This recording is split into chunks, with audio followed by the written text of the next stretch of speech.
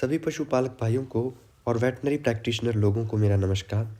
तो पिछली जो वीडियो थी, पिछले पार्ट में हमने बात की थी पायोमेट्रा के बारे में कि पायोमेट्रा किस तरह के केस होते हैं, कैसे उनको डायग्नोस किया जाता है और कैसे उन तरह के जो केस होते हैं उनमें ट्रीटमेंट हम फील्ड कंडीशन में कर सकते हैं और पशुपालक भाई का उस कंडीशन में क्या रोल रहता है। उसी के बाद आप लोगों के कमेंट आया कि सर एंडोमेट्राइटिस के ऊपर भी वीडियो बनाइए। तो देखिए, यहाँ पर बात यह है कि हम आपको हिमाचल वेटनरी यूट्यूब चैनल पर नई नई तरह की और यूनिक जानकारियाँ देते रहते हैं। तो आपने क्या करना है, इस चैनल को सब्सक्राइब करना है, इस वीडियो को लाइक करना है, शेयर करना है और किसी भी तरह का डाउट रहता है तो नीचे कमेंट सेक्शन में हमें बताना है। तो पायोमेट्रा सिंपल था कि सर्विक्स या यूट्रस में पस होती है। ठीक है, अगर पस आ रही है तो समझ जाना है आपने कि पशु में पायोमेट्रा का केस है और उसमें हमने कंप्लीट डिटेल से बात कर ली थी। अब देखिए, मैं यहाँ पे बताना चाहूँगा आपको, पायोमेट्रा और एंडोमेट्राइटिस दोनों एक ही तरह के केस होते हैं। थोड़ा सा डिफरेंस इसमें देखने को मिलता है, बाकी इसका जो ट्रीटमेंट होता है वह लगभग पायोमेट्रा की तरह ही रहता है। अब बात करते हैं कि पायोमेट्रा का केस क्या होता है। देखिए, पायोमेट्रा में क्या होता है कि जो सर्विक्स या यूट्रस होता है उसकी जो वॉल होती है जिसे हम एंडोमेट्रियम कहते हैं, एंडोमेट्रियम जो वॉल होती है उसमें इन्फेक्शन हो जाता है और इन्फेक्शन होने की वजह से वहाँ पर क्या होता है, स्वेलिंग आ जाती है, इन्फ्लामेशन आ जाती है। इन्फ्लामेशन जब वहाँ पे आती है तो वहाँ पर म्यूकस बनने लगता है, यानी कि जो मवाद या आप अपनी लोकल लैंग्वेज में पस बोलते हैं तो वो वहाँ पर बनने लग जाता है। ठीक है, वहाँ पर बनने लग जाता है। तो उसके बाद क्या होता है कि जब पशु हीट में आता है और डिस्चार्ज छोड़ता है तो डिस्चार्ज के साथ साथ आपको जो पस होता है वो भी हल्का हल्का देखने को मिल सकता है। अगर इन्फेक्शन बहुत अधिक हाई अमाउंट में है, अधिक मात्रा में है, तो हो सकता है आपको बहुत अधिक मात्रा में भी जो पस होता है वो एंडोमेट्रियम केस में देखने को मिले, एंडोमेट्राइटिस के केस में देखने को मिले। क्योंकि क्या होगा, एंडोमेट्रियम जो वॉल होगी उसमें इन्फेक्शन होगा, इन्फेक्शन होने की वजह से वहाँ पर बहुत हाई अमाउंट में स्वेलिंग आ जाएगी, उसके बाद वहाँ पे पस बनेगी। और ऐसा नहीं है कि थोड़ी बहुत पस निकलती है, जो बहुत अधिक सीरियस जो केस होते हैं तो उसमें हाई अमाउंट में मवाद या जो पस होता है वो देखने को मिलता है। और क्या होता है कि कई बार इतनी ज़्यादा पस देखने को मिलती है कि पूरा जो यूट्रस होता है, सर्विक्स होता है, वो मवाद में ही भर जाती है। तो जैसे ही आप रेक्टम के अंदर हाथ डालते हैं, सर्विक्स को फील करते हैं, पाल्पेट करते हैं, तो जब उसको आप थोड़ा सा भी दबाव डालते हैं तो पूरा की पूरा जो पस होता है, पूरा की पूरा जो मवाद होता है वो बाहर निकल जाता है। तो ये होता है एंडोमेट्राइटिस।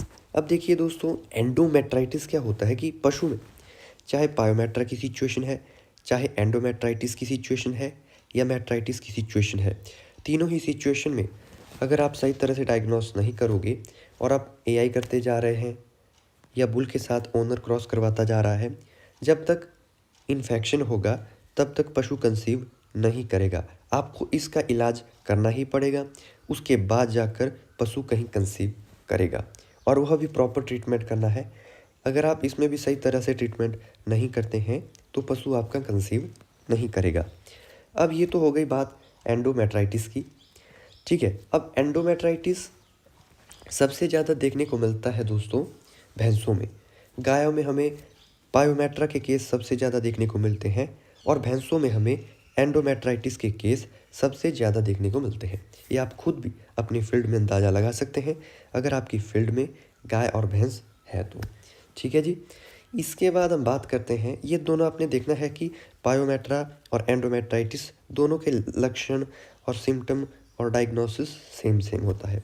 लेकिन एंडोमेट्राइटिस में जो मवाद होता है, जो पस होता है, वो कई बार आपको हाई अमाउंट में देखने को मिल जाता है। अब बात करते हैं एंडोमेट्राइटिस किस वजह से एनिमल में हमें देखने को मिलता है। तो सेम वही बात है कि ओनर से प्रॉपर आपको हिस्ट्री लेनी होती है कि पशु जब डिलीवरी करता है, यानी कि पिछली बार बच्चे को किस तरह से इसने जन्म दिया था, कहीं डिस्टोकिया की सिचुएशन तो नहीं हो गई थी, ठीक है, कहीं पशु का एबॉर्शन तो नहीं हो गया था, कहीं पशु में रिटेंशन ऑफ प्लेसेंटा की स्थिति तो नहीं बन गई थी, या कहीं पहले भी पशु को पायोमेट्रा या इस तरह की सिचुएशन या इस तरह की कंडीशन तो नहीं हुई थी। कई बार पशु में हार्मोनल इम्बैलेंस भी हो जाता है, उस कंडीशन में भी एंडोमेट्राइटिस की सिचुएशन एनिमल के अंदर देखी गई है। और ये बात आपको ध्यान रखनी है कि जो ईस्ट्रोजन हार्मोन होता है उसकी बहुत हाई अमाउंट में सिक्रीशन होती है या रिलीज़ होता है, तो बहुत रेयर केस देखे गए हैं कि उस कंडीशन में भी एनिमल के अंदर एंडोमेट्राइटिस की सिचुएशन हो। बात यह है कि अगर आपका पशु पायोमेट्रा, मेट्राइटिस या एंडोमेट्राइटिस की वजह से कंसीव नहीं कर रहा है, तो सिर्फ इन्हीं बातों की हम यहाँ पे बात कर रहे हैं। अदर और भी कारण होता है जब पशु कंसीव नहीं करता है, जैसे मान लीजिए कि हार्मोनल इम्बैलेंस हो गया है या जेनिटेलिया वीक है, तो वो बातें अलग अलग तरह से देखी जा सकती हैं। अब बात करते हैं एंडोमेट्राइटिस का ट्रीटमेंट। तो देखिए, ट्रीटमेंट यहाँ पे नॉर्मल है। पायोमेट्रा में जो हम दवाई का उपयोग करते हैं, सेम उसी दवा का उपयोग एंडोमेट्राइटिस के केस में भी किया जा सकता है। तो बहुत सारी दवाएं आती है जो कि पशु में इंट्रा यूट्राइन रूट से दी जा सकती है। आप अपनी मोबाइल स्क्रीन पर भी देख रहे हैं कि हम किस तरह से प्रैक्टिकली इलाज कर रहे हैं। तो मैट्रिकेयर के नाम से भी आती है, मैट्रिकेयर आयु, उसको आप दे सकते हैं पशु में, जिसमें साल्ट होता है पोविडोन आयोडीन मेट्रोनिडाजोल सॉल्यूशन, और 100 ml की आपको ये पूरी वायल देखने को मिलती है। ठीक है जी। अब इसमें बात करते हैं कि 100 ml की वायल है, तो देखिए इंट्रा यूट्राइन मेडिसिन तभी दी जाती है जब पशु हीट में आता है। हीट में जब पशु आएगा तो तभी ही वह यूट्रस और सर्विक्स के थ्रू जो पस होगा वो बाहर फेंकेगा। तो 3 दिन इस दवाई को चढ़ाना होता है इंट्रा यूट्राइन रूट से। 30 से 35 ml के बीच आप इसको पशु में इंट्रा यूट्राइन दे सकते हैं। और उसके बाद नेक्स्ट 20 दिन के बाद जब पशु हीट में आता है, तो वो जो हीट होगी वो आपको मिस करवानी होती है। और उसके बाद जब 20 दिन के बाद पशु या 21 दिन के बाद हीट में आता है, तो उस हीट में आप एनिमल को एआई भी करवा सकते हैं या फिर बुल के साथ क्रॉस भी करवा सकते हैं। तो ये काम होता है ओनर का।